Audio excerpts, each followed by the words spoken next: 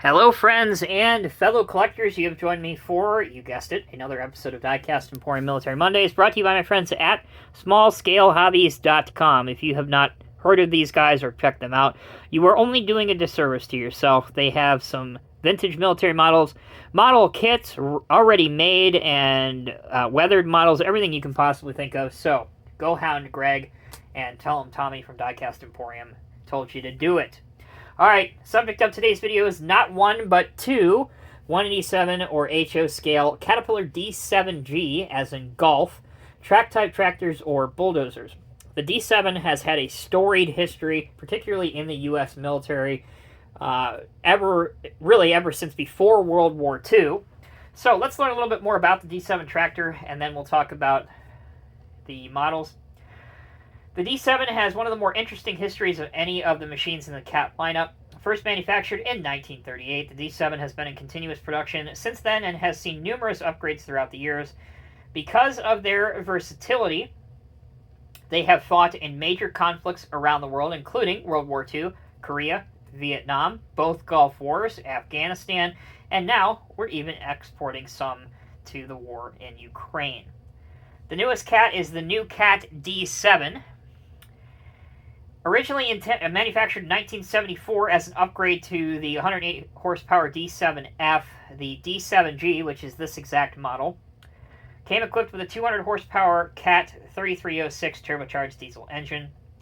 The workhorses are perfectly suited for most construction jobs and can accompany a wide variety of applications. Alright, let's talk now a little bit more about the military ones. These are made by a company that makes resin models, spelled K-N-I-G-A, pronounced Kniga. So there's what the directions look like. There are two versions available. This version has what's known as an ROPS, or rollover protection structure. Essentially, that is an open cab. And then we have the one with a enclosed cab, which Kniga advertises as the winter cab version. Both are and were extensively used by the U.S. military, especially the U.S. Army and the U.S. Marine Corps. Alright, let's talk about the ROPS version first, which is the camouflage one that you see. Now, I did hand paint this camouflage. It isn't perfect, but honestly, for only my third time ever trying the NATO 3 camouflage, woodland camouflage in this type of pattern, I'm actually quite pleased with how it turned out.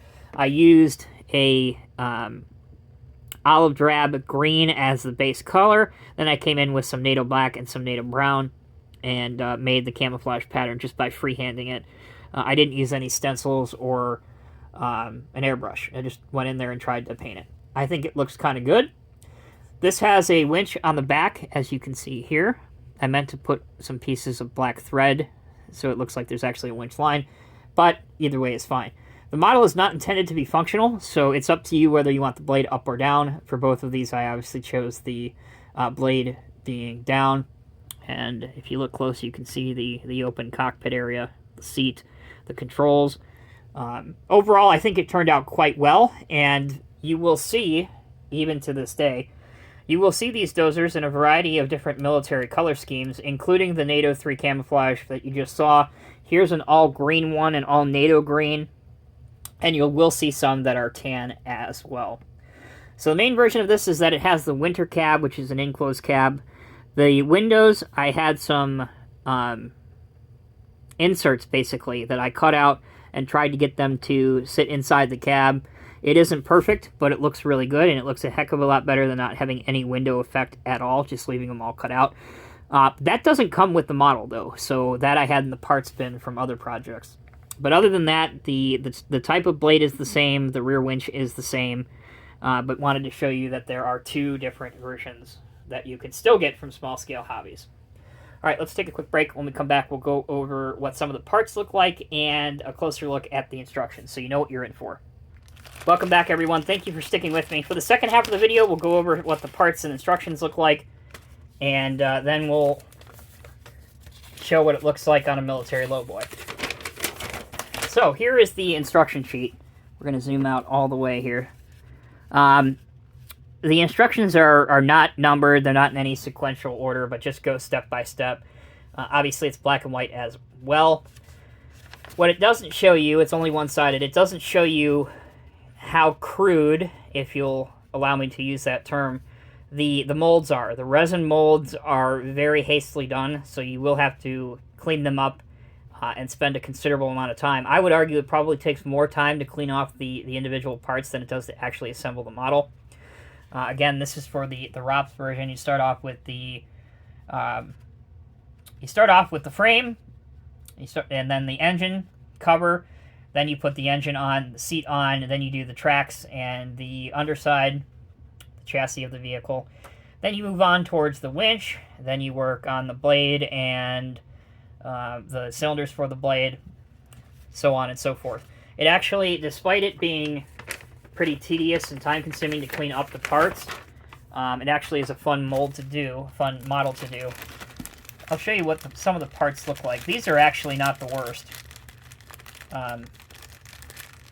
These are obviously some parts that I had left over and I didn't use on the model. But you can see how kind of hard it is how rough these pieces are, molds are. And again, if you have any Kniga models, this is pretty typical. It's not just attributed to the D7s. Every single one, at least that I have, is very much like that. So, let's go ahead and see what the dozers look like on a lowboy.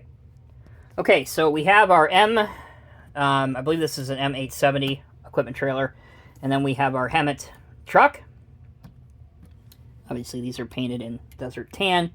It doesn't really matter. I mean, you can see them painted in basically all the colors that you've seen here. One per trailer looks the best, although if you were really going all out, you can probably get 2 dozers on here. But again, I would recommend just one. So that's what the enclosed cab looks like on it. We're going to cheat a little bit, zoom this out so you can see. Okay, and then we'll put the other one on, the ROPS version. And you will see these going both ways, whether they're facing, the tractor is facing towards the rear of the trailer or facing front. You'll see them load them on both ways.